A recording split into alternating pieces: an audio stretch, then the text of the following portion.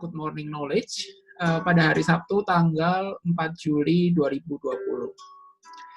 Nah, di sini mungkin berbeda dari sebelum-sebelumnya apabila ada beberapa teman sejawat atau dokter yang sudah mengikuti acara Asclepidia, sekarang yang sudah ke seri keempat. Dan tema yang pada sore hari ini lumayan menarik, sangat menarik sih lebih tepatnya, karena berkaitan dengan kesehatan mental dari Good Morning Knowledge dengan tema Mental Health Care in the New Normal Era, Feel Burnout and Bored to be a Medical Workers. Nah, ini adalah sebuah tema yang sebenarnya sudah tergaung-gaung semenjak pandemi COVID ini muncul dan sudah berjalan kurang lebih 3,5 bulan sampai hampir 4 bulan kita sudah masih diberikan kesehatan sampai detik ini. Walaupun mungkin teman-teman sejawat kita, senior maupun teman-teman sejawat kita ada mungkin yang sedang tidak beruntung. Jadi kita tetap harus bersyukur kita masih bisa diberikan kesempatan untuk hidup dan meneruskan pelayanan pada. Halo Dr. Dona atau Dr. Damba Bestari. Halo dok, boleh di-unmute dok? Iya, oke. Halo. Iya, halo Dr. Dona. Halo semua, ya halo Alvin. Ya, jadi ini saya izin memperkenalkan Dr. Dona terlebih dahulu, atau itu bahasa ini ya, kalau sudah kenal. Tapi nama beliau adalah Dr. Damba Bestari, spesialis kesehatan jiwa, di mana beliau memiliki peran sebagai koordinator humas di bidang PDS KCI cabang Surabaya. Lalu sebagai penulis artikel medis di Allo Dokter maupun Allo Medika, dan merupakan dosen luar biasa di Fakultas Kedokteran Universitas Surabaya dan Universitas Ciputra Surabaya. Nah, nanti sebelum masuk ke pemateri pertama oleh Dr. Nalini dan Dr. Jane, kita akan sedikit mengulik mengenai kondisi psikologis kita saat ini itu seperti apa sih. Nah, ini saya share dulu. Mungkin Dr. Dona bisa say hi dulu, Dok. Iya, oke. Selamat sore. Assalamualaikum warahmatullahi wabarakatuh. Semuanya ya, Asklepian juga ya. Iya, makasih banyak ya udah dikasih kesempatan untuk bergabung dengan webinar ini. Ya, ini menarik sekali topiknya tentang kesehatan mental, tentang khususnya pada tenaga kesehatan ya. Karena pastinya sekarang tenaga kesehatan itu yang bisa dibilang paling rentan ya, karena garda terdepan. Benar. Yang paling penting itu semoga kita tetap sehat ya, karena Amin. Amin, karena sehat ini penting banget, nggak cuma sekarang ya, tapi juga setiap saat. Sampai kan ada yang bilang kalau kita punya kesehatan, kalau kita sehat itu kita bisa punya 1000 wishes atau harapan. Tapi kalau kita sakit, kita hanya punya satu harapan, yaitu agar segera sembuh dan sehat kembali ya. Siap. Oke, ini langsung aja. Iya, silakan. Alvin, oke. Ya, selamat sore sekali lagi ya. Jadi tentang arti sehat yang tadi Alvin udah bilang ya, tentunya sehat nggak cuma fisik ya semuanya, tapi juga psikososial, kultural, spiritual, atau mental ya. Karena dalam kondisi new normal ini, kita para tenaga medis kan pasti yang paling tahu bagaimana realita di lapangan, jadi justru lebih rentan stres. Maka sebelum ke sesi kuliah Dr. Nalini dan Dr. Jane, saya akan memberi sedikit pengantar, just for fun aja, mengetahui kondisi stres dengan yang namanya tes psikologi visual. Jadi memvisualisasikan suatu kondisi, diharapkan semuanya untuk memposisikan diri senyaman mungkin dan fokus pada apa yang akan saya katakan nanti ya. Oke, ini udah siap berarti Alvin ya? Semua udah siap ya? Siap. Next. Oke, posisikan diri senyaman mungkin. Jadi semuanya bayangkan saat ini kita sedang berada di dalam sebuah hutan. Sudah? Ya, kalau susah bisa sambil memejamkan mata. Nah, di tengah hutan itu ada sebuah jalan setapak. Dan tiba-tiba di ujung jalan ada seekor hewan. Nah, hewan apa yang pertama kali dilihat? Silakan tulis. Ya. Silakan ditulis. Mungkin ini bisa dipandu semua.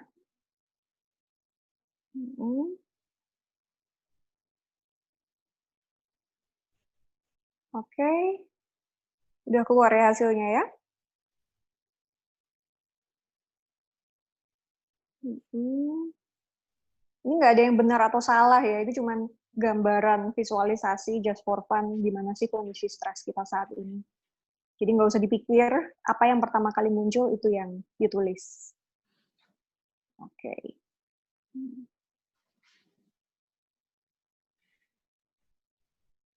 Iya, Sambil tadi nunggu. ada 55 dokter yang sudah menjawab semua, Dok. Sudah menjawab semua ya, oke. Bisa ditampilkan jawabannya. Next. Ya, jadi yang paling besar ini menggambarkan yang paling banyak ya, Alvin ya. Iya. Oke. Paling banyak ini rusa ya, rusa sama harimau, ada singa, serigala, kelinci, burung, kucing juga ada. Ada yang jawab pohon. Pohon bukan hewan ya, tapi nggak apa-apa. Oke. Jadi interpretasinya, kalau hewan yang kita lihat itu hewan yang jinak, maka saat ini kita mungkin merasa dunia ini sedang aman. Tapi kalau yang kita lihat hewan buas, kayak harimau, serigala, singa ini, maka mungkin saat ini kita sedang merasa insecure. Ya, itu ya. Jadi ini aku lihat, tapi kebanyakan rusa kok ya. Jadi mungkin sebagian besar saat ini sedang merasa secure ya, karena mungkin sedang mau ikut webinar kesehatan mental itu mungkin ya. Oke, siap. Paling banyak rusa, jadi jinak. Oke, langsung ke pertanyaan kedua ya, masih ada hubungannya dengan hutan tadi. Oke, ya. Setelah itu kita jalan terus, jalan setapak hutan tadi, kemudian melintas seekor beruang. Nah, pertanyaannya, apa yang beruang itu lakukan? Silakan dibayangkan dulu. Jadi kita masih di jalan setapak hutan, kemudian melintas seekor beruang. Apa sih yang beruang itu lakukan? Oke ya. Kalau sudah, next. Ya, berdasarkan ini ada pilihan ganda kalau ini pilihannya. Ya. Jadi bisa pilih salah satu, beruang tadi tidak melihat kita, beruang melihat kita tapi cuek, atau beruang melihat kita dan berjalan mendekati kita. Silahkan. Apa yang pertama kali terlintas di pikiran kita? Sekali lagi, nggak ada yang benar atau salah ya. Ini visualisasi aja. Oke? Oke, kurang satu orang. Kurang satu orang. Ini 56 answers ya udah. Sudah ya. Ya, oke. Paling banyak ternyata beruang melihat kita tapi cuek ya. Oke.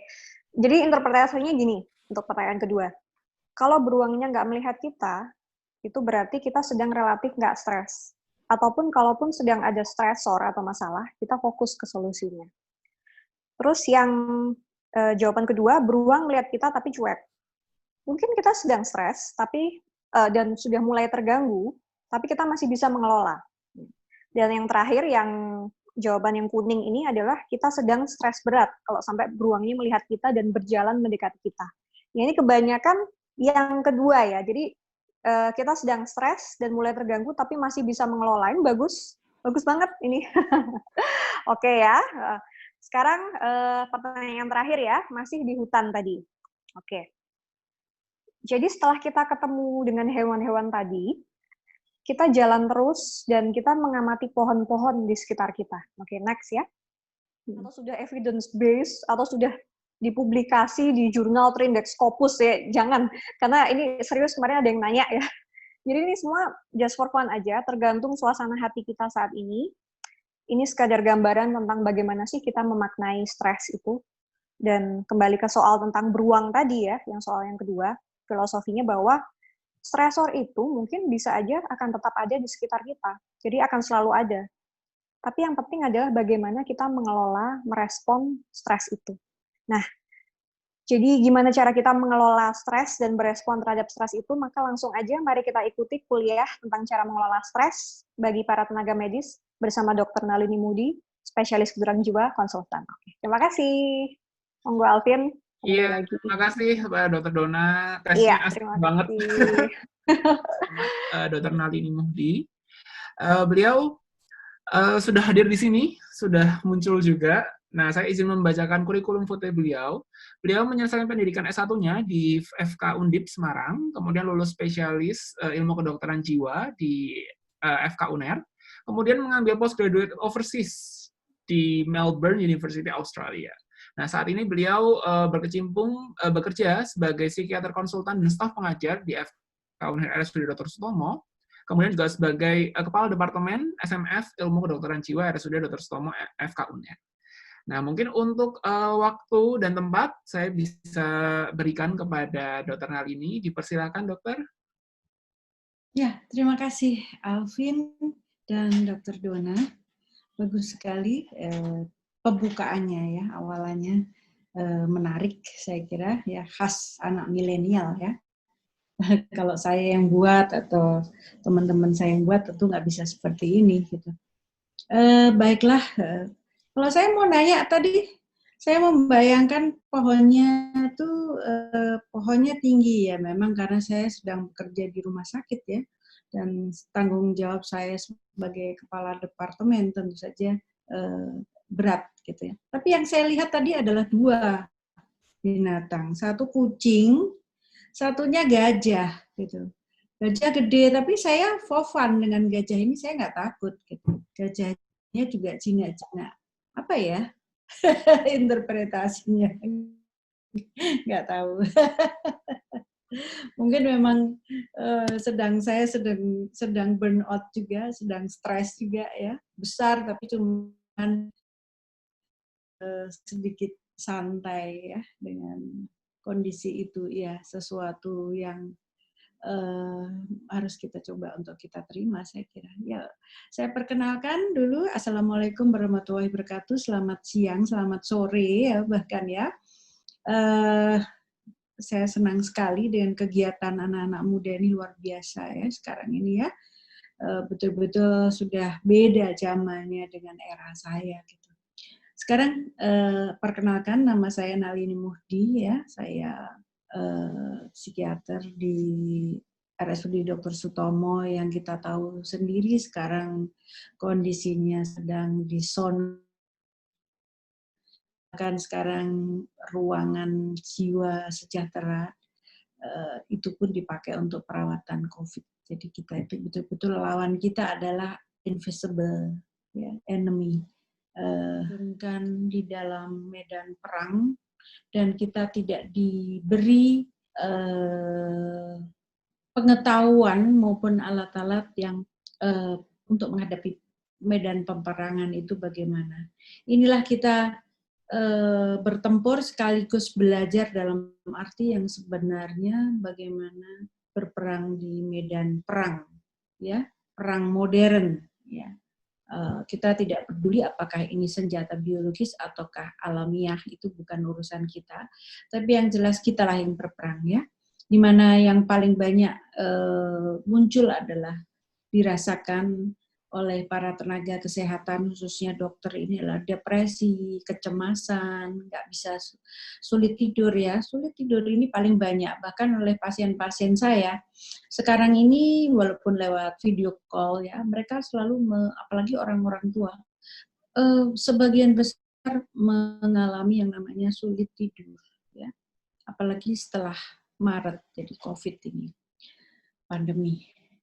Dan kita memerlukan manajemen stres yang baik ya, agar pikiran kita bisa jernih, tetap well-being ya. Oke. Lanjut. Nah, pemicu stres dalam era COVID ini adalah ya sesuatu, kenapa pemicunya? Kita pada kesempatan ini ada hal-hal yang ambigu ya. Antara kita sendiri ketakutan ya, antara ini penyakit ini nggak jelas, tidak pernah dipelajari waktu sekolah di kedokteran atau di kesehatan, tapi sesuatu yang harus kita hadapi gitu ya. Jadi inilah yang menimbulkan suatu kebingungan dan rasa cemas, ragu-ragu. Dan ini adalah sesuatu yang baru dan penuh ketidakpastian. Ketidakpastian antara apakah kalau positif itu menjadi ada manifestasinya dalam bentuk sakit atau tidak, itu nggak jelas semuanya. Dibilang bahwa kalau orang muda itu menjadi OTG atau orang tanpa gejala, tapi ternyata juga tidak ya. Banyak yang sakit juga anak muda. Jadi ketidakpastiannya dan sampai kapan ini terjadi, ini merambah ke sesuatu yang sistemik dalam semua aspek kehidupan. Itu masalahnya ya. Sebetulnya stres itu apa sih? Adalah respon adaptif individu pada berbagai tekanan atau tuntutan eksternal. Stres dalam proporsi yang cukup penting dalam kehidupan manusia. Karena tanpanya kita bosan dan justru tidak bisa maju. Misalnya adalah stres itu atau sumber stres itu misalnya kita mau ujian, bisa juga dengan merawat anaknya, merawat keluarganya, atau orang-orang di panti jompo, panti asuhan, dan sebagainya. Itulah perempuan dalam respon stres. Atau befriend, dia cenderung untuk socialize, ya. Dia menjadi kumpul-kumpul dengan temannya, dia berbicara dengan teman atau sahabatnya atau keluarganya. Makanya jangan heran bahwa perempuan itu lebih, kalau ada joke ya, kalau pakai telepon, kalau dulu kan telepon belum ada seperti sekarang berbagai medsos ya. Perempuan itu kalau telepon itu 1 jam, laki-laki 3 menit. Ya, apa langsung pada to the point apa yang mau dikatakan. Kalau perempuan kemana-mana dan sebagainya, karena bersosialisasi dan berkomunikasi itulah ciri khas perempuan. Jadi kalau punya pasangan perempuan yang seperti ini, asal tidak berlebihan ya, biarkan, karena itu cara dia untuk melepaskan diri dari stres. Mungkin dia pulang serumah atau habis ngobrol sama teman-temannya, sahabatnya, dia pulang dengan lebih enteng gitu ya. Jadi bonding atau keterikatan dengan teman-teman atau sahabatnya itu sesuatu yang memang menjadi kebutuhan. Itulah dia merespon stres dengan cara itu. Beda dengan laki-laki ya. Lanjut, Dr. Alvin ya. Tenaga kesehatan rentan terhadap stres selama krisis, yang dapat menyebabkan ya, yaitu apa yang dinamakan compassion fatigue. Compassion itu bahasa Indonesianya atau dalam itu paling pas itu dalam ya, dari asal kata bahasa Jawa, yaitu compassion itu welas asih ya, terjemahannya tuh adalah yang paling pas, welas asih. Jadi kita sebagai orang, apalagi dokter ya, itu kan pasti punya welas asih yang tinggi. Itulah yang kemudian menjadi dedikasi itu kan dedikasi ya, baik, dan itu lelah dia, baik fisik maupun mental, untuk bisa membantu orang lain tanpa diberi istirahat yang cukup. Nah, compassion fatigue ini terdiri dari 2 hal ya. Burnout ini lebih banyak hal yang sifatnya organisasional, tekanan organisasi di tempat kerja ya. Dan kemudian juga stres traumatik sekunder. Jadi orang lain yang mengalami masalah atau musibah atau disaster, tapi seakan-akan dia yang juga ikut mengalami. Jadi simpati ya, dan terimbas gitu. Karena itu banyak apa itu namanya penyebabnya. Salah satunya adalah kalau di masa lalu dia mengalami suatu hal yang traumatik. Kenali keduanya ya, dan kita butuh istirahat dan mendapatkan apa yang kita butuhkan, yaitu sama dengan seperti sekarang ini saya melihat kita juga harus membantu para dokter-dokter muda terutama yang bekerja di garda depan. Dia butuh bantuan sekaligus bisa ngomong dengan terbuka apa yang dia butuhkan. Lanjut. Burnout itu adalah sesuatu yang ditandai dengan adanya perasaan murung, sedih, depresi, apatis. Mungkin tidak semua, tapi ada beberapa di sini ya. Mudah frustrasi, menyalahkan orang lain ya. Ini semua orang ini sekarang ini lagi mudah marah, mudah tersinggung ya. hampir semua orang tenaga kesehatan itu mengalami hal ini. Saya nggak bisa cerita ya, tapi betul-betul saya melihat dengan kepala dan perasaan saya sendiri ya, sehari-hari itu ini banyak yang terjadi. Orang itu betul mudah tersinggung, mudah marah. Kemudian kurangnya perasaan, jadi acuh tak acuh, itu biasanya dia melakukan suatu emotional isolation ya, supaya ya itu adalah suatu mekanisme pembelaan ego. Isolasi atau diskoneksi dengan orang lain, menghindar, tiba-tiba dia merasa tidak ada, dirasakan tidak ada oleh teman-temannya ya. Perawatan diri yang buruk ya, termasuk nggak merias diri, yang dulunya semangat ya. Tapi hampir semua perempuan sekarang ini nggak ada yang beli lipstick ya, karena semua setiap hari pakai masker. Tapi merawat diri harus tetap ya, justru di saat seperti ini ada kesempatan kita harus merawat diri meskipun di rumah ya. Letih, lelah, kewalahan, dan merasa gagal, merasa putus asa, dan merasa tidak capable ya melakukan hal-hal. Dan ada juga yang kemudian lari ke obat-obatan, alkohol, merokok, dan sebagainya. Lanjut ya. Fase burnout ini ada 5 ya, di mana honeymoon ini adalah pertama-tama terjadi ya, ketika ini sama dengan yang dirasakan oleh korban ya. Penolong maupun korban mengalami hal ini. Ini biasanya adalah ketika baru saat terjadi, sekitar sebulan terjadi, yang dikatakan pesta belum usai. Jadi masih banyak sekali bantuan-bantuan, berdatangan orang-orang, berdatangan menolong dan sebagainya. Jadi pesta belum usai. Tapi sebetulnya nanti ada fase-fase lain yang dinamakan fuel shortage ya, chronic symptom, crisis, hitting the wall ya. Ini adalah sesuatu yang justru memerlukan suatu perhatian. Itu adalah justru fase-fase yang berikutnya ini sangat-sangat berbahaya kalau dibiarkan gitu ya. Nah, fase 3 dan 4 kalau dia tidak ingin bercerita, itu tidak bijaksana dan sebaiknya tidak dilakukan. Maka kita harus menjadi pendengar yang baik, tentu saja. Menjadi pendengar yang baik itu mendengarkan, to listen, bukan to hear ya. To hear itu kita mendengar tapi sambil melakukan sesuatu, itu hear. Kemudian aktif berkomunikasi ya, dan memahami persepsinya, jadi empati. Kalau saya jadi dia, bukan kamu harus seperti saya, kamu sih ya, itu adalah kata-kata yang tidak.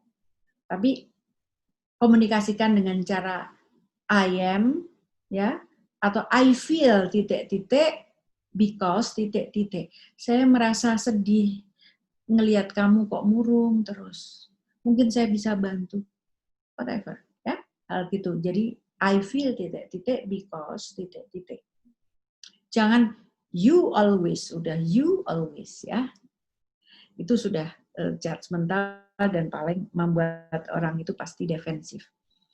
Mengulurkan bantuan ya, yang sedang berjuang, misalnya adalah yang saya lihat ini adalah mereka yang jaga dan sebagainya itu selalu dibelikan makanan yang enak, yang dia suka apa, kamu pengen makan apa oleh teman-temannya. Itu yang terjadi saya lihat di kalangan PPDS ya, bagus sekali.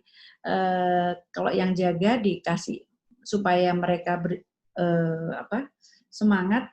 Kamu pengen makan apa? Terus temennya itu iuran setiap hari ya untuk membelikan makanan, atau dia pengen apa gitu, atau minuman yang enak, dan menawarkan bantuan atau kebutuhan harian atau layanan kesehatan mental, misalnya ke psikiater. Misalnya saya sebagai kepala departemen ya di Rumah Sakit Dr. Sutomo Psikiatri ya dan FK UNER membuat suatu layanan video call ya, on call sifatnya, lewat telepon.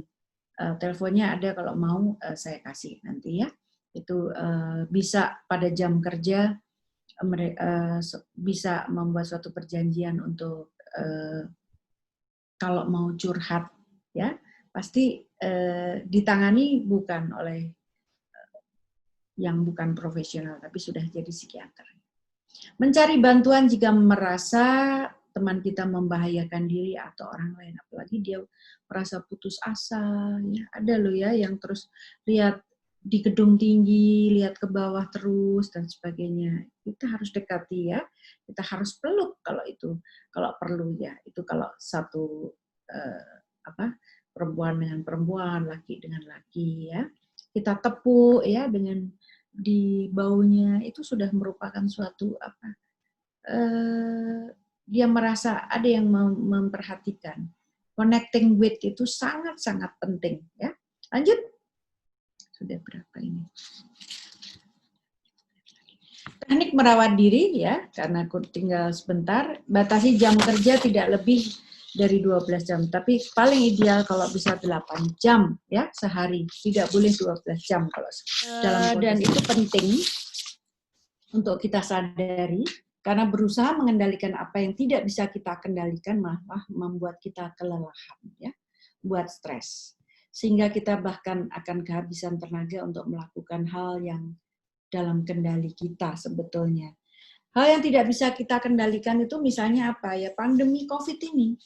Jadi jangan ada yang ngomong bahwa oh ini kita harus berhenti dalam 2 hari ini misalnya, nggak bisa, atau 2 bulan ini nggak bisa. Kita ada di luar kendali, tapi kita harus usaha. Tapi tetap kita realistis bahwa ini adalah sesuatu di luar kendali kita, dan kita berusaha. Omongan orang. How to overcome her cabin fever syndrome. Jadinya beliau memang secara clue-nya, ya secara unlucky-nya sempat terkena COVID, positif COVID, dan sudah menjalani total isolasinya hampir 51 hari, tidak berinteraksi dengan siapapun. Jadinya kita benar-benar bisa belajar dari pengalaman beliau. Mungkin Dr. Jen bisa mempersiapkan presentasinya dan siap menginspirasi kita semua pada sore hari ini. Halo Dr. Jen. Halo.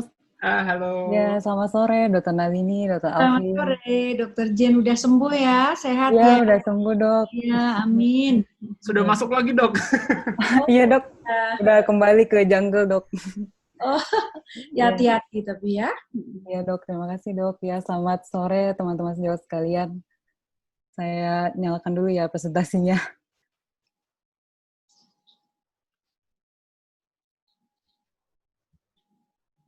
Dan izin mengingatkan bagi teman-teman yang masih mau menanyakan beberapa hal kepada Dr. Nalini maupun nanti kepada Dr. Jane, bisa menuliskan pertanyaannya di kolom Zoom group chat. Kemudian nanti kami akan notulensikan dan kami akan bahas sebisa mungkin pada sesi diskusi nanti di akhir bersama Dr. Nalini dan Dr. Jane. Dan nanti apabila tidak sempat terbahas semua, di grup WA nanti akan Dr. Jane dan Dr. Nalini akan berusaha menjawabnya. Ya, silakan Dr. Jane, waktu dan tempat dipersilakan. Ya, selamat sore semuanya, teman-teman sejawat sekalian, Dr. Nalini, Dr. Alvin, Dr. Dona. Pada sore hari ini, saya akan membahas sebuah case report yang mana merupakan personal experience saya, how to overcome my cabin fever syndrome. Jadi, sebelum itu, saya mulai perkenalan dulu ya, karena kan saya di sini mau menceritakan suatu hal yang menurut saya life-changing experience. Jadi saya mau berkenalan dulu sama semuanya. Saya Dr. Jane. Saat ini saya seperti tadi sudah dijelaskan sedikit, saya saat ini sedang menjalani program internship. Saya baru lulus 2019 kemarin dari FKUPH. Jadi langsung saja, awalnya itu perjalanan penyakit saya itu dimulai dari 16 April. Jadi waktu itu saya awalnya tuh mulai pilek, nyeri menelan. Saya lebih dominan pilek waktu itu, jadi hidung saya tersumbat, sama ada nyeri badan, mialgia, sama sefalgia juga. Pada hari yang sama itu, saya langsung periksa lab, saya periksa ronsen, semuanya normal. Tapi karena saya tahu betul risiko saya sebagai tenaga kesehatan, saya langsung pergi swab test ke RS swasta terdekat, lalu saya menunggu hasilnya waktu itu 5 hari. pada hari ketiga muncul gejala baru waktu itu, ada anosmia, ada disgeusia. Jadi saya mandi, sampo, sabun, hand sanitizer saya nggak bisa cium, makanan juga terasa hambar waktu itu. Nah ini kalau dari PF singkat saya, jadi sebenarnya dari klinis saya tuh sangat baik, jadi TTV saya normal, saya bahkan nggak pernah demam juga, sesak juga nggak pernah. Dari pemeriksaan fisik cuman pulmo aja, ronki saya di kanan ada basal inferior. Dari pemeriksaan penunjang juga, lab darah lengkapnya semua normal, yang sedikit tinggi itu cuman LDH aja. Lalu pada hari pertama itu saya diperiksa rapid test COVID, itu IgG saya negatif. Yang positif itu cuman swab-nya, yang diinfokan kalau dengan badai musim salju, biasanya orang biasanya bisa terjebak dalam sebuah rumah cabin. Jadi namanya ada istilah cabin fever itu. Nah ini gejalanya juga tadi sudah dijelaskan, jadi saya mungkin persingkat aja ya.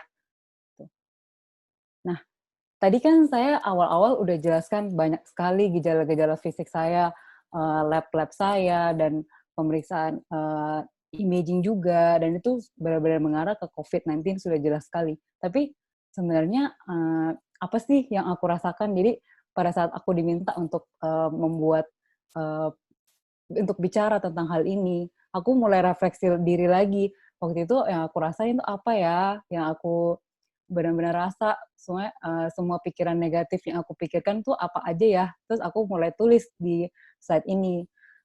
Dan yang pertama itu yang aku ingat banget pertama kali aku masuk tuh aku benar-benar merasa aku merasa gagal, aku merasa nggak berguna dan beban karena aku di rumah sakit kan kita sebagai tenaga kesehatan di rumah sakit tuh bekerja sebagai tim.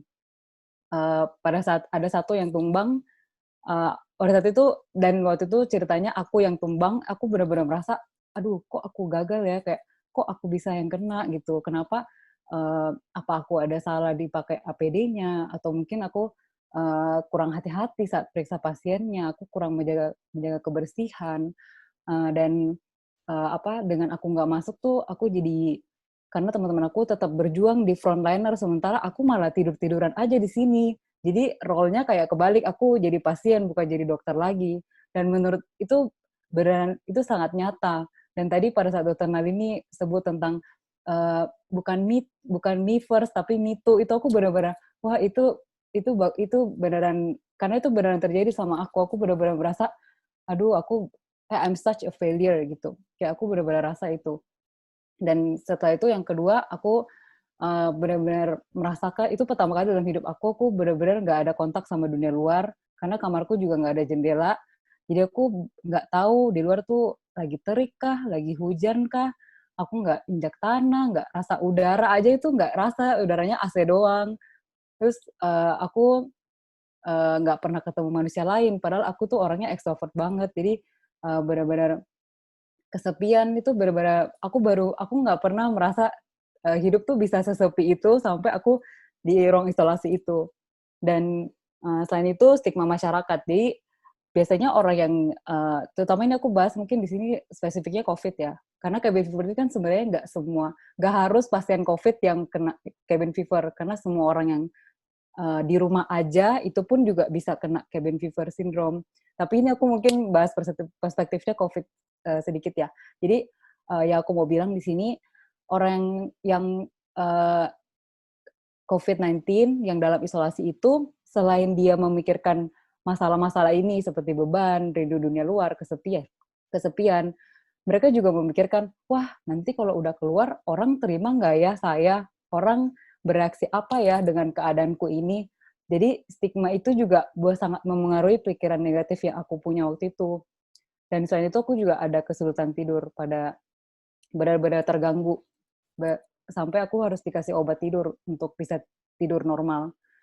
Dan setelah aku menjalani 32 hari di rumah sakit itu, aku juga menyadari bahwa ternyata stres itu bukan cuma di kepala aku aja, tapi beneran efek ke badan aku juga. Jadi pada saat aku di sana, aku rambutnya rontok sangat parah. Terus aku bisa ada hari tuh aku nggak mau ngomong sama siapapun, kayak bisa tutup gorden, terus benar-benar no contact sama sekali. Jadi benar-benar udah diem aja di kasur. Terus kita di ruang isolasi kan cuman makan, tidur, nonton. Makan, tidur, nonton 3 kali sehari. Tapi aku pulang malah berat badannya turun 2 kilo. Terus selama aku 32 hari di rumah sakit, aku benar-benar nggak haid sama sekali. Jadi aku telat waktu itu 3 minggu. Detik aku pulang kosan langsung haid. Jadi beneran stres itu benar-benar ngaruh sekali dengan secara mental dan fisik. Dan aku nggak menyadari itu pada saat menjalaninya. Jadi pas aku udah selesai lewat dari situ baru kayak, wah kemarin sih kayaknya aku stres banget gitu. Kita bisa berjumpa lagi di langkah-langkah selanjutnya. Bye-bye!